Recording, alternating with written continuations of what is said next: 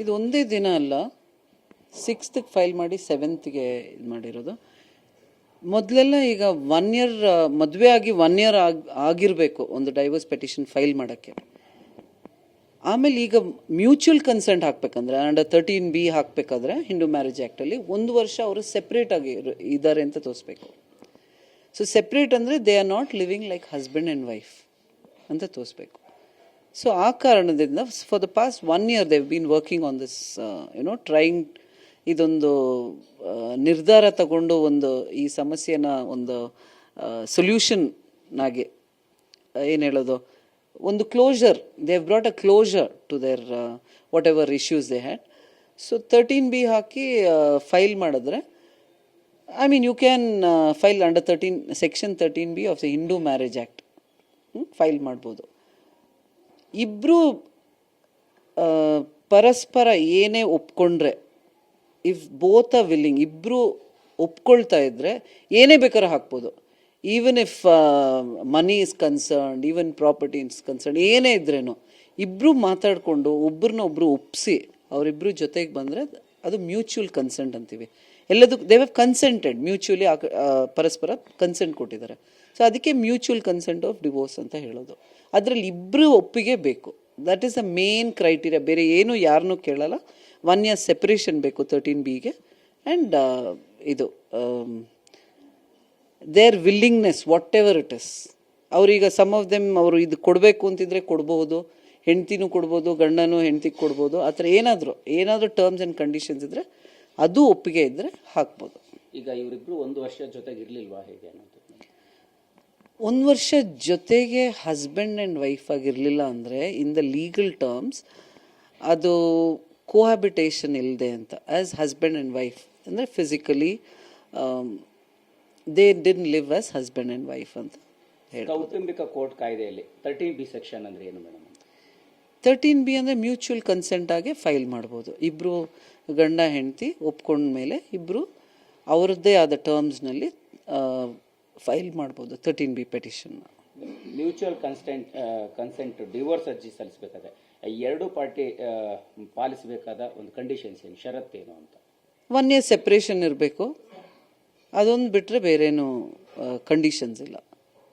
ಬೇರೆ ಡಿವೋರ್ಸ್ಗಿಂತ mutual consent divorce ಹೇಗೆ ಭಿನ್ನ ಅಂತ ಅನಿಸುತ್ತೆ? ಬೇರೆ ಡಿವೋರ್ಸ್ ಕಂಟೆಸ್ಟ್ ಆಗುತ್ತೆ, ಗ್ರೌಂಡ್ಸ್ ಬರುತ್ತೆ. ಈಗ ಒಬ್ಬರು ಇನ್ನೊಬ್ಬರ ಮೇಲೆ ಡಿಸ್ಪ್ಯೂಟೆಡ್ ಕೇಸ್ ಅಂದರೆ ಕ್ರುಯಲ್ಟಿ ಅಂತ ಗ್ರೌಂಡ್ಸ್ನಲ್ಲಿ ಅದು ಬರಬೇಕು. ಈಗ ಕ್ರುಯಲ್ಟಿ ಗ್ರೌಂಡ್ಸ್ ಅಂದರೆ ಅದಾದಿದೆ. ಕ್ರುಯಲ್ಟಿ ಒಂದು ಗ್ರೌಂಡ್ ಇದೆ. ಅಲ್ಲ ಕಾಯಿಲೆಯಿಂದ ಏನು ಹೇಳೋದು, ವಾಸಿ ಆಗದೇ ಇರೋ ಕಾಯಿಲೆ ಥರ ಇದ್ದರೆ, ಇಲ್ಲ ಅಡಲ್ಟ್ರಿ ಇದ್ದರೆ, ಆ ಥರ ದೆರ್ ಆರ್ 7 to 8 ಗ್ರೌಂಡ್ಸ್ ಈಗ ಇದರಲ್ಲಿ ನಮ್ಮ ಕಾಯ್ದೆಯಲ್ಲಿ. ಬಟ್ ಏನ್ಗೆ 13B ಬೆಟರು ಅಂತ ಹೇಳಿದ್ರೆ, ಇದು ಪರಸ್ಪರ ಒಪ್ಕೊಂಡು ಬೇಗ ಮುಗಿಯುತ್ತೆ. ಬರೀ 6 ತಿಂಗಳು ವೇಟಿಂಗ್ ಪೀರಿಯಡ್ ಇರೋದಷ್ಟೇ 13Bಯಲ್ಲಿ, ಯೂಶ್ವಲ್ ಆಗಿ 13Bಯಲ್ಲಿ. But application 13B sub clause 2 ಹಾಕ್ಕೊಂಡ್ರೆ ವೇವ್ ಆಫ್ ಮಾಡ್ಬೋದು ಅದು 6 months ಪೀರಿಯಡ್ ಆಲ್ಸೋ. ಇಲ್ಲಿ ಏನಾಗುತ್ತೆ, ಕೆಲವೊಂದು ಕೇಸು 15 ವರ್ಷ ನಡೆದಿದ್ದು ಇದೆ. ಈಗ ನೀವು ಫ್ಯಾಮಿಲಿ ಕೋರ್ಟಲ್ಲಿ ಹೋದ್ರೇನು ಕಾಸ್ ಲಿಸ್ಟ್ ನೋಡಿದ್ರೆ ಹೊರಗಡೆ ಕೆಲವೊಮ್ಮೆ 2002 ಕೇಸ್ ನೋಡ್ತೀರಾ. ಆ ಥರ ತುಂಬ 10 ವರ್ಷ 15 ವರ್ಷ 20 ವರ್ಷದ ಕೇಸು ನಡೀತಾ ಇರುತ್ತೆ. ಸುಪ್ರೀಂ ಕೋರ್ಟ್ ತನಕ ಹೋಗುತ್ತೆ. ಒಬ್ಬರು ಇನ್ನೊಬ್ಬರನ್ನ ಬಿಟ್ಕೊಡೋಕೆ ರೆಡಿ ಇರಲ್ಲ. ಬಟ್ ಅದು ಯೂಸ್ ಆಗುತ್ತಾ? ರೀಸೆಂಟಾಗಿ ಒಂದು ಕೇಸ್ ಮಾಡಿದ್ರೆ ಸುಪ್ರೀಂ ಕೋರ್ಟಲ್ಲಿ ತನಕ ಹೋದ್ಲ ಹುಡುಗಿ. ಡೆಲಿವರಿ ಆಗಿದ ತಕ್ಷಣ ಗಂಡ ಹೋಗಿರೋದು, ಸೆಪ್ರೇಷನ್ ಆಗಿರೋದು. ಬಟ್ ಫೈಟ್ ಮಾಡಿ ಸುಪ್ರೀಂ ಕೋರ್ಟಲ್ಲಿ they send for mediation and then subsequently order ಆಗಿದ್ದು, ಅಂದರೆ ಡಿವೋರ್ಸ್ ಆಯಿತು. But till that 15 precious years ಇಬ್ಬರ ಲೈಫು ಹೋಯ್ತಲ್ಲ. ಬಟ್ ಅದೇ ಯೋಚನೆ ಮಾಡಿ ಒಂದು ನಿರ್ಧಾರಕ್ಕೆ ಬಂದು ಆಗಲ್ಲ ಅಂದರೆ ಆಗಲ್ಲ. ಈಗ ಏನೇ ಇರಲಿ, ಹಸ್ಬೆಂಡ್ ಆ್ಯಂಡ್ ವೈಫ್ ಮಧ್ಯೆ ಫೋರ್ಸ್ಫುಲ್ ರಿಲೇಷನ್ಶಿಪ್ ಇರೋದು ತುಂಬಾ ಕಷ್ಟ ಅಲ್ವಾ? ಫೋರ್ಸಿಬಲ್ ಆಗಿ ಯಾರೂ ಮಾಡೋಕ್ಕಾಗಲ್ಲ. ಸೊ ಅವರು ಒಬ್ಬರು ಇನ್ನೊಬ್ಬರನ್ನ ಫೋರ್ಸ್ ಮಾಡಿ ಇಟ್ಕೊಳ್ಳೋಕ್ಕೂ ಆಗಲ್ಲ. ಸೆಪ್ರೇಷನ್ ಇರುತ್ತೆ, ಸುಮ್ಮನೆ ಕೇಸ್ ಮೇಲೆ ಕೇಸ್ ಹೋಗುತ್ತೆ. ಸುಮಾರು ಕೇಸ್ ಈಗ ನಡೀತಾ ಇರೋದು ಅದೇ ಕಂಟೆಸ್ಟೆಡ್ ಇದ್ದಾಗ. 13Bನೂ ಈಗ ಸುಮಾರು ಬರ್ತಾ ಇದ್ದಾರೆ. That is also encouraged. ಎಲ್ಲಿ ಆಗಲ್ವೋ 10 ವರ್ಷ ಹೋಗೋದ್ಕಿಂತ it is better to go from mutual consent ಅಂತ ಅನ್ಸುತ್ತೆ. ಆಮೇಲೆ ದುಡ್ಡಿನ ವಿಚಾರನೂ ಅಷ್ಟೇ. ಸಾಫ್ಟ್ವೇರ್ ಇಂಜಿನಿಯರ್ಸ್ ನಾನು ಹೇಳಬೇಕಾದ್ರೆ ಕೆಲಸ ಬಿಟ್ಬಿಡ್ತಾರೆ. That is the worst situation. ಕೆಲಸ ಬಿಟ್ಟು ಕ್ಲೇಮ್ ಮಾಡ್ತಾರೆ, ಏನು ಮೇಂಟೆನೆನ್ಸ್ ಆ ಥರ. ಅದೆಲ್ಲ ನನಗದು ಸ್ವಲ್ಪ ತಪ್ಪಂತ ಅನಿಸುತ್ತೆ. ಅವ್ರ ಪ್ರೊಫೆಷನ್, ಅವ್ರು ಎಷ್ಟೋ ಲಕ್ಷ ಸಂಪಾದಿಸ್ಬೋದು, but for a petty maintenance ಯಾಕೆ ಪನಿಷ್ ಮಾಡಬೇಕು ಅವ್ರನ್ನ? ನಾಟ್ ದ ಸ್ಪೌಸ್, ಅವ್ರನ್ನವರೇ ಪನಿಷ್ ಮಾಡ್ತಾರೆ ಅಂತ ಅನಿಸುತ್ತೆ. ಮೇಡಮ್, ಈ ಫೈನಲ್ ಇವರು ನಿನ್ನೆನೆ ಯಾಕೆ ಹೇಗೆ ಅನ್ನೋಂಥದ್ದು ಏನಾದ್ರು ಮಾಹಿತಿ? ನಿನ್ನೆನೆ ಯಾಕೆ ಅಂತ ಹೇಳಿದ್ರೆ ಅವರು ಡಿಸೈಡ್ ಮಾಡಿದ್ದಾರೆ, ಅದೊಂದೇ ಹೇಳೋದು. ಅದ್ರ ಮೇಲೆ ನಾನು ಹೇಳಲ್ಲ. ನೀವು ಯಾವುದೇ ಥರ ಕ್ರಾಸ್ ಎಕ್ಸಾಮಿನೇಷನ್ ಮಾಡಿದ್ರೇನೋ ಇದೇ ಆನ್ಸರ್ ಬರೋದು. ಅವ್ರ ನಿರ್ಧಾರ ಅದೇ ಇತ್ತು, ಅದ್ರ ಪ್ರಕಾರ ಅವ್ರು ನಡ್ಕೊಂಡಿದ್ದಾರೆ ಅಷ್ಟೇ.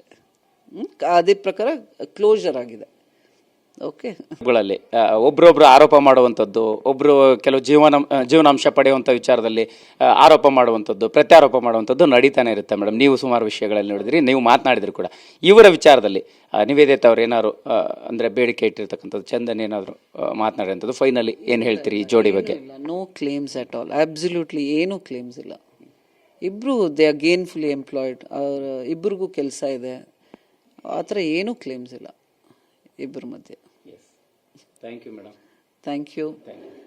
ಆ್ಯಂಡ್ ಅವರು ಎಲ್ಲೇ ಇರಲಿ, ಅವರು ತುಂಬ ಕ್ರಿಯೇಟಿವ್ ಇರೋದ್ರಿಂದ ತುಂಬ ಚೆನ್ನಾಗಿರ್ತಾರೆ. ಸೊ ನೀವು ಅವ್ರಿಗೆ ಎಲ್ಲ ಎನ್ಕರೇಜ್ ಮಾಡಬೇಕು. ಪಬ್ಲಿಕ್ಕು ಅಷ್ಟೇ, you should encourage and stop talking ill about them without knowing the facts. ಅಷ್ಟೇ ಹೇಳ್ತೀನಿ. Thank you. ಎಸ್, ಇದಿಷ್ಟು ಅನಿತಾ ಅವರ ಮಾತಾಗಿರ್ತಕ್ಕಂಥದ್ದು. ಅಂದರೆ ಅವರಿಬ್ಬರು ಕೂಡ ಗೊತ್ತಿರುವಂತಹ ಸಂದರ್ಭಗಳು. ಸೊ ಅಂದರೆ ಇಬ್ಬರು ಕೂಡ ತಮಗೆ ತಾವು ಒಪ್ಕೊಂಡೇ ವಿಚ್ಛೇದನಕ್ಕೆ ಮುಂದಾಗಿದ್ದಾರೆ. ತಮ್ಮ ಕನಸುಗಳನ್ನು ಈಡೇರಿಸಿಕೊಳ್ಳುವಂಥ ನಿಟ್ಟಿನಲ್ಲಿ ಬೇರೆ ಬೇರೆ ಪ್ರಯತ್ನಗಳಿಗೆ ಕ್ರಿಯೇಟಿವ್ ಫೀಲ್ಡ್ನಲ್ಲಿ ಇರ್ತಕ್ಕಂಥದ್ರ ಬೆನ್ನಲ್ಲೇ ಪ್ರಯತ್ನ ಮಾಡೋ ಹಂತದಲ್ಲಿರುವಾಗಲೇ ಅವರು ಈ ನಿರ್ಧಾರವನ್ನು ಕೈಗೊಂಡಿರ್ತಕ್ಕಂಥದ್ದು ಅನ್ನುವಂಥ ಮಾತನ್ನು ಹೇಳಿರ್ತಕ್ಕಂಥದ್ದು. ಕ್ಯಾಮ್ರಾ ಪರ್ಸನ್ ರವಿಕುಮಾರ್ ಜೊತೆ ಮಾಲ್ತೇಶ್ ಚೆಗ್ಗಿನ್, TV9 ಬೆಂಗಳೂರು.